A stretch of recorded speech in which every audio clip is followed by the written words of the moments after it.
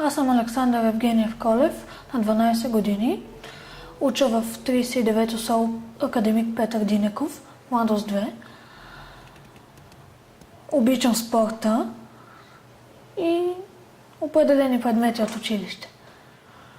Най-любимият ми предмет в училище е история, математика и, както казах, спортовете, физкултура.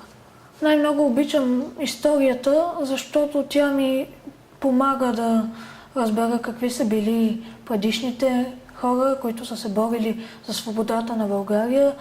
Математиката, може би защото в нея съм достатъчно добър. И тя ми е любима заради учителката. Тя е много добра. И ми помага, ако не разбирам нещо, тя ще ми го обясни по-подробно. Докато има учители, които не ми го обясняват. Казват да си разбрал.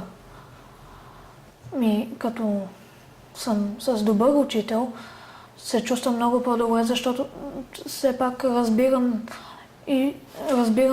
урока, а като ми кажат да си разбрал, аз така не мога да го разбера и после ми се кара, че имам двойки, примерно.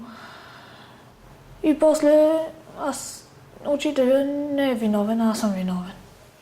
Чувствам се обиден, че пренебрегнат, докато има ученици, на които им се обяснява, които ги толерират, а на мене не ми го обясняват. И така се чувствам потиснат. И ме кара да се сърдя и да се изнервям понякога. Като бях в 4-ти клас,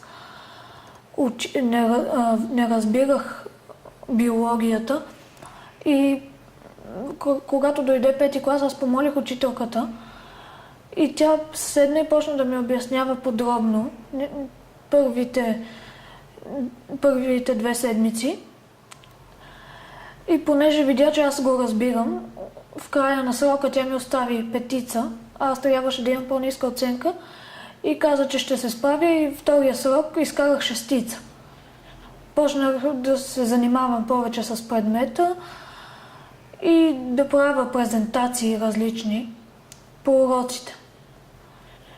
И все повече напреднах и станах добър в този предмет.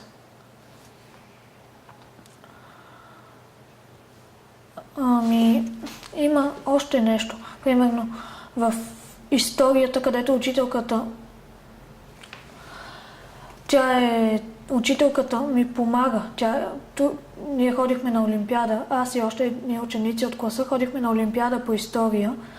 И тя там ни каза, че дори да не се справим, няма значение, защото знае, че знаем. И просто да види знанията ни, какви са.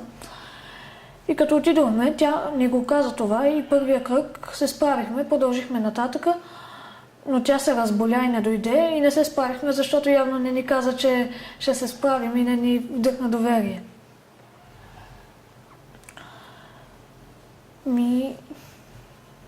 Учителката ни по английски език е много лоша.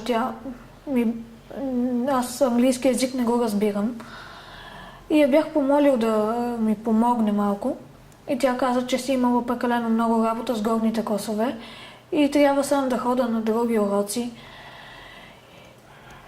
и да си го науча сам. И после, когато аз в края на годината попитах защо ще ми остави 4 за края на годината, след като аз бях учил, и тя каза, така е, когато не учиш, защото аз бях учил у нас и тя каза, ти не го показваш, че учиш, аз дигам ръка, когато нещо не знам, тя тогава ме изпитва. А когато знам нещо, изпитва другите. И тя така също не ме толерира и аз не разбирам английски език, сигурно заради учителката. Но в 3-ти клас имах друга учителка по английски език и тя ми помагаше, тогава ми стана интересен английски език, почнах да уча и след това се върна съответната учителка и пак не успях да продължа, да напредна в този предмет. Но има и момчета и момичета, които харесват учителката, защото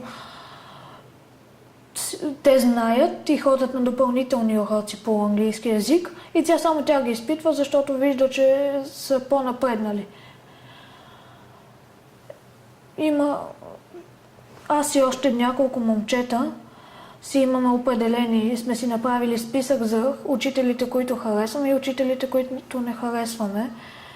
И които учители не харесваме, трябва да им покажем, че ние сме умни и да почнат да ни харесват. И затова бяхме седнали с аз и едно момче да научиме предмета. И тя започна така да ни изпитва и нас, да ни обръща внимание. И се оказа, че тази учителка не е виновна, ние сме си виновни. След това аз и приятели ми се извинихме на учителката и на нейната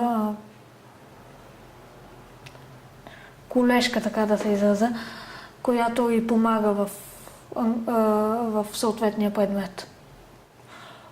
Учителката по история ми помогна, точно като ме заведе на Олимпиада.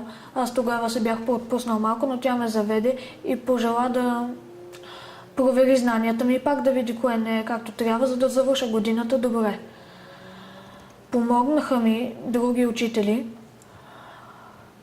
като на родителските срещи, те казваха добри неща за мене, а не само лоши. И аз така си помислих, че съм по-добър станал и продължих да уча, за да има смисъл. Ако учителя изпитва примерно и чувства към ученика и ученика ще толерира учителя и учителя ще толерира ученика.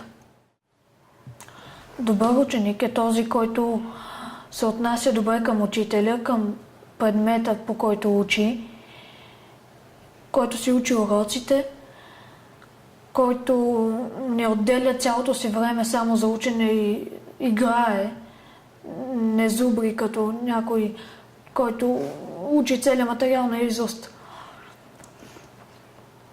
И добър ученик е също този ученик, който помага и вкъщи. Той хем учи, намира време за всичко. Да помага вкъщи, да учи и да играе. Да може да си раздели времето така, че да бъде най-добрия. Като ученик ме мотивира повече да имам знания и да натрупам опит. И ме мотивират още учителите понякога. Когато ми кажат, не както учителката по английски ми каже, ти за нищо не ставаш, а ми каже, примерно, ти си много добър, продължавай в този дух и такива неща.